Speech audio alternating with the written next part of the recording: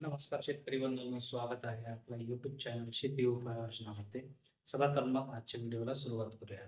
आजचा व्हिडिओचा आपला टॉपिक आहे तो म्हणजे कापूस पिकामध्ये आपण झाडाचे अंतर कसे ठेवले गेले पाहिजे. बघा मित्रांनो, नियोजन आणि व्यवस्थापनामध्ये हा अत्यंत महत्त्वाचा मुद्दा आहे. कारण शेती आता पारंपरिक राहिलेली नाही. 20% उत्पन्न हे बियाण्यावर अवलंबून आहे आणि 80% उत्पन्न हे नियोजन आणि व्यवस्थापनावर अवलंबून आहे. असं माझं वैयक्तिक मत आहे. एक शेतकरी किंवा शेतकरी मित्र म्हणून मी आज नियोजन व्यवस्थापनाचा अत्यंत महत्त्वाचा मुद्दा म्हणजे आपल्या एका एकरमध्ये कापसाच्या झाडांची किती संख्या असावी आणि आपण ते गणित कसं काढलं पाहिजे याबद्दल माहिती द्या. तर बघा मित्रांनो, महत्त्वाचा विषय म्हणजे आपण एकरनुसार या ठिकाणी उदाहरण घेणार आहोत. 1 एकर म्हणजे जवळपास 43,560 स्क्वेअर फूट एवढं अंतर येतं. 1 एकर म्हणजे 43,560 स्क्वेअर फूट. मग आता आपण अंतर लावताना कापूस लावताना आपण फुलीवर लावत असतो. म्हणजे चौकट पद्धतीने लावत असतो. मग फुलीवर लावत असताना आपण 2 रेषांमधलं जे अंतर आहे ते 3 फूट, 4 फूट, 5 फूट असं घेतो आणि 2 झाडांमधलं अंतर आपण 1.5 फूट, 2 फूट, 3 फूट अशा पद्धतीने घेतो. तर उदाहरण म्हणून गृहीत धरा की 2 झाडांमधलं 2 रेषांमधलं सळ्यांमधलं अंतर जर आपण 5 फूट घेतलं आणि 2 झाडांमधलं आपण 2 घेतलं तर याचा अर्थ 5/2 बरोबर 5 गुणे 10 म्हणजे 4 झाडं जे बसत आहेत त्यांच्यामधलं अंतर त्यांच्या 10 स्क्वेअर फूट मध्ये 4 झाड बसत आहेत. मग या ठिकाणी काय करायचं, 1 एकर म्हणजे 43,560 स्क्वेअर फूट. मग या ठिकाणी आपण 43,560 ला या 10ने जर भागलो तर आपलं उत्तर येतं 4356. म्हणजे याचा अर्थ आपले एका एकरमध्ये 4,356 झाडं 5/2 अंतर घेतलं तर बसतात.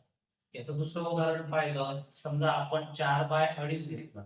4 फूट 2 सळ्यांमधलं अंतर आणि 2.5 फूट अंतर हे 2 झाडांमधलं घेतलं तर 4/2 बरोबर 10 स्क्वेअर फूट अंतर येतंय. ते सुद्धा 43,560 भागीला 10 जर केलं तर त्याचं उत्तर सुद्धा 4356 एवढं येत आहे. या ठिकाणी जर आपण 4/3 अंतर घेतलं तर 4 त्रिक 12, 12 स्क्वेअर फूट मध्ये आपले 4 झाडं बसत आहेत. मग 43,560 भागीला 12 जर केलं तर आपलं उत्तर येतं 3630. आणि या ठिकाणी अजून एक उदाहरण दिलेलं आहे 5/2 तर 5/2 हे अंतर घेतलं तर आपलं 12.5 स्क्वेअर फूट मध्ये 4 झाडं बसत आहे. याचा अर्थ 43,560 भागीला 12.5 आपलं उत्तर येतं 3484. याचा अर्थ एक गोष्ट आपल्याला लक्षात येत आहे की या ठिकाणी हा जो गुणाकार येत आहे, हा गुणाकार जेवढा मोठा होत जाईल तसं झाडांची संख्या कमी होते. बघा या ठिकाणी 4/3 अंतर घेतलं 12 उत्तर आलं 3630 आलं. या ठिकाणी बघा 5/2 घेतलं 12.5 उत्तर आलं तर 3484 झाडं आले. तर या ठिकाणी 5/2 किंवा 4/2 घेतलं तर त्या ठिकाणी 4356 झाडं आले. तर साधारणतः माझं वैयक्तिक मत आहे, माझा जो शेतातला अनुभव आहे त्यानुसार कमीत कमी आपल्या शेतामध्ये 4,000 झाडांची संख्या आपली मेंटेन झाली पाहिजे. या दृष्टिकोनातून 5/2 किंवा 4/2 हे अंतर अधिक योग्य राहील असं माझं वैयक्तिक मत आहे. आता हे अंतर ठेवल्यामुळे काय होईल, 4/2 किंवा 5/2 ठेवल्यामुळे एरिएशनला म्हणजे हवा खेळती राहील आणि त्याचप्रमाणे तुम्हाला 2 झाडांमधलं जे अंतर आहे तर ते सुद्धा व्यवस्थित असल्यामुळे कंबरबरोबर ज्यावेळेस कापूस जातो त्याच्यानुसार नंतर सुद्धा फ्लॉवरिंग लागते. आता बऱ्याच जणांचं काय राहतं की 1.25 फुटाचा ड्रिपर असतो. तर 1.25 फुटाच्या दुप्पट जर केलं तर 2.5 येतं. म्हणजे एक ड्रिपर रॉड जर तुम्ही लावलं आणि इकडे 2 सऱ्यांमधलं अंतर जर 4 फूट घेतलं तर 4/2 असं जर घेतल्यामुळे फायदा असा होतो की एक ड्रिपर रॉड लावल्यामुळे कमरेच्या खाली कपाशीला फ्लॉवरिंग आपण जर ती 4/2 घेतलं तर ती त्याच्यामध्ये फ्लॉवरिंग लागत नाही आणि 4/2 घेतलं तर फ्लॉवरिंग चांगल्या पद्धतीने लागते. परिणामतः उत्पन्न सुद्धा येतं. नियोजन आणि व्यवस्थापनामध्ये उत्पन्नाच्या दृष्टिकोनातनं हा अत्यंत महत्त्वाचा मुद्दा आहे की झाडांची संख्या सुद्धा मेंटेन होणं गरजेचं आहे.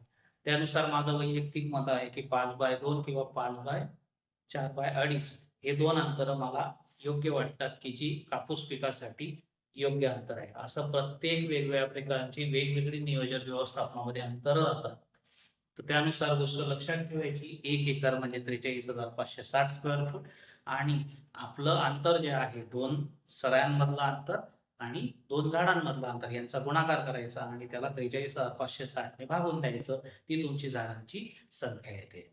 अशाच नवनवीन व्हिडिओसाठी आपल्या चॅनलला सबस्क्राईब करा. जास्तीत जास्त शेतकरी बंधूंपर्यंत हा व्हिडिओ शेअर करा जेणेकरून त्यांचा सुद्धा फायदा होईल. चला तर मग पुढच्या व्हिडिओमध्ये लवकरच भेटूयात. तोपर्यंत नमस्कार.